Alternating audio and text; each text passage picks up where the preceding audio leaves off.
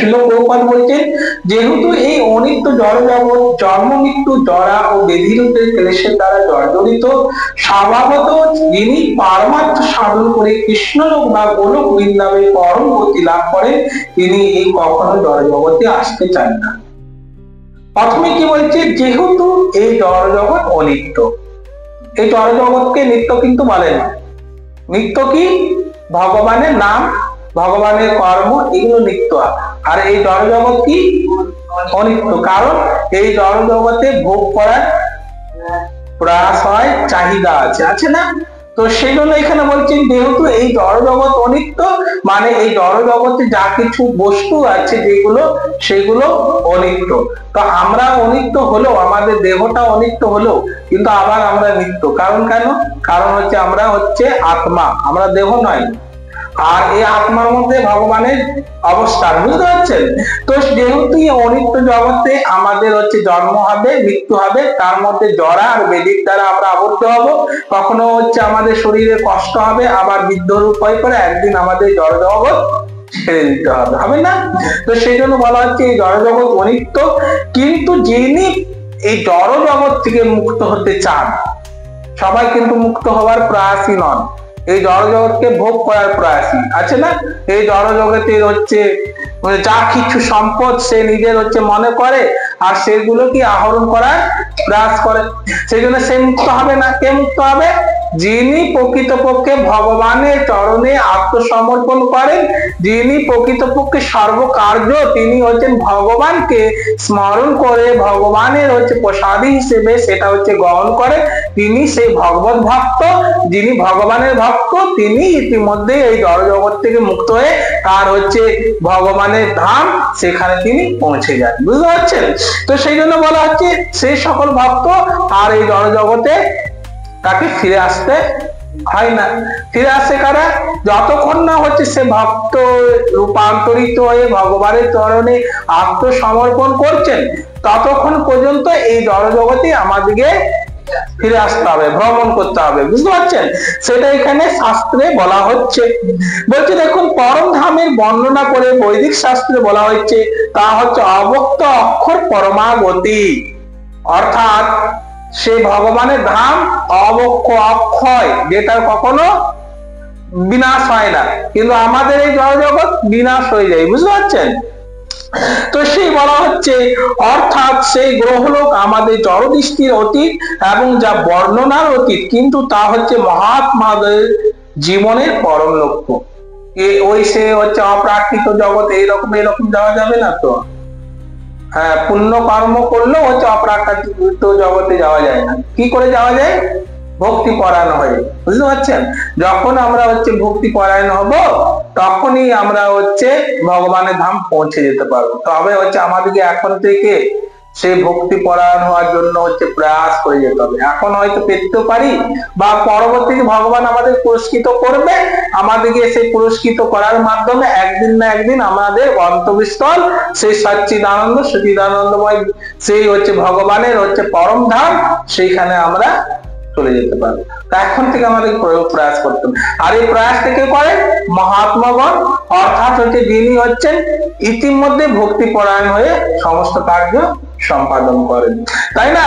বলছে এইভাবে তারা ভগবত সেবায় এতই তন্ময় থাকেন যে কোন উচ্চ লোকে অথবা পরম ব্রহ্মে উত্তনি হবার কোন রকম বাসনা তাদের থাকে না। সেই ভগবত ভক্ত, তিনি ভগবত ভক্তির প্রতি এতটাই আসক্ত, তিনি আর কোনো কিছু চান না, জানেন তো? তিনি সব সময় ভগবানের হচ্ছে শরণাপন্ন চান, সব সময় হচ্ছে ভগবান তাকে হচ্ছে যাতে বিস্মিত না হতে পারে, ভগবানকে যাতে ভুলে না যেতে পারে, সেই রকম ভাবে হচ্ছে ভক্ত তার হচ্ছে কার্যকলাপ, কার্য সিদ্ধি তিনি হচ্ছে সবকিছু করতে থাকে, তাই না? তো সেই জন্য বলা হচ্ছে তার আর কোন রকম বাসনা থাকে না। সেই বাসনাটা কি?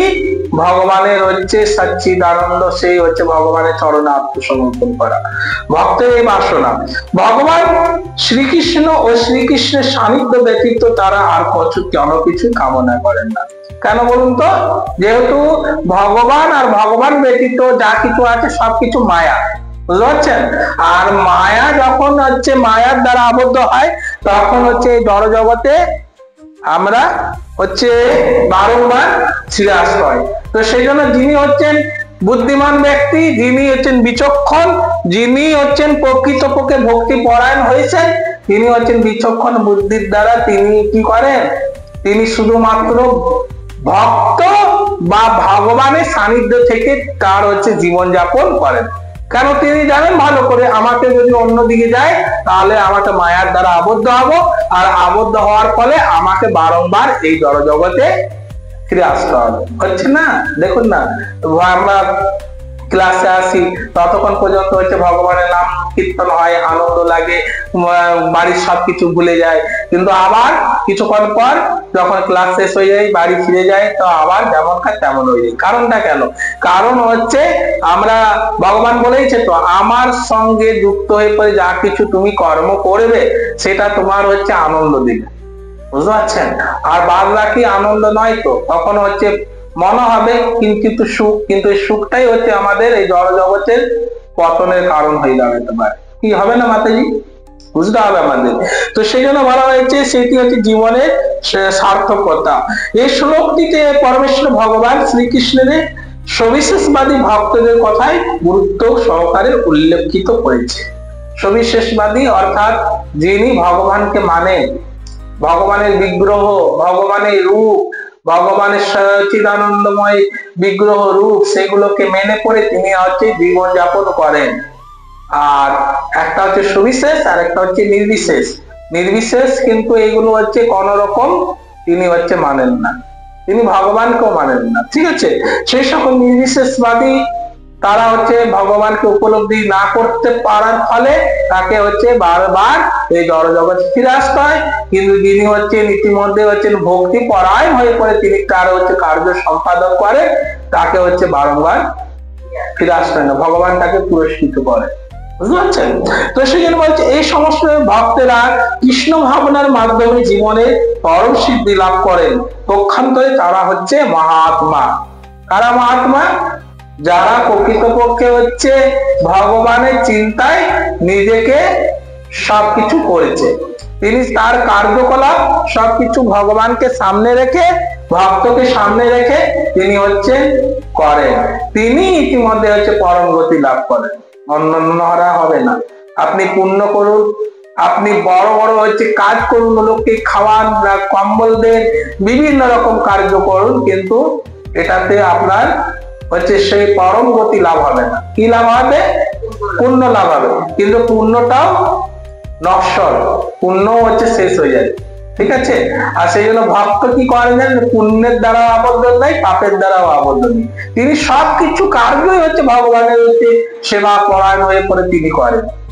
তার জন্য ভক্ত সহজেই হচ্ছে ভগবানের কৃপা আশীর্বাদ লাভ করে তিনি হচ্ছেন ভগবানের সেই সচ্চিদানন্দময়, সেই হচ্ছে গোলক, সেই হচ্ছে ভগবানের তত্ত্বাবধানে থেকে তিনি হচ্ছেন সবকিছু কার্য সম্পাদন করেন। তিনি এখানে এই জড় জগতেও গোলক তৈরি করে দেন, বুঝতে হবে আমাদের। তাহলে এই শ্লোকে আমরা বুঝলাম সেই ভক্তি পরায়ণ হয়ে ব্যক্তি যিনি যার কাজ কিছু কার্যকলাপ করছেন তিনি হচ্ছে মহাত্মা। আর সেই মহাত্মা ব্যক্তি ভগবানের হচ্ছে চরণাবিন্দে আত্মসমর্পণ করে করে করে কার্য সম্পাদন করেন, তার ফলে তাকে এই জড়জগতে ফিরে আসতে হয় না, তিনি হচ্ছেন ভগবানকে লাভ করেন। কেন? এই জড়জগৎটা হচ্ছে দুঃখালয়, আর এই জড়জগতে হচ্ছে আমাদেরকে দুঃখের দ্বারা আবদ্ধ হয়ে পড়ি, বুঝতে পারছেন? আচ্ছা আচ্ছা, আমরা এই শ্লোক থেকে যেটা বুঝলাম যে যাকে পুনরায় জন্মগ্রহণ করার প্রয়োজন নেই তাকে কি করতে হবে? ভক্তি পরায়ণ হয়ে পড়ে ভগবানের সেবা কার্য সম্পাদন করতে হবে।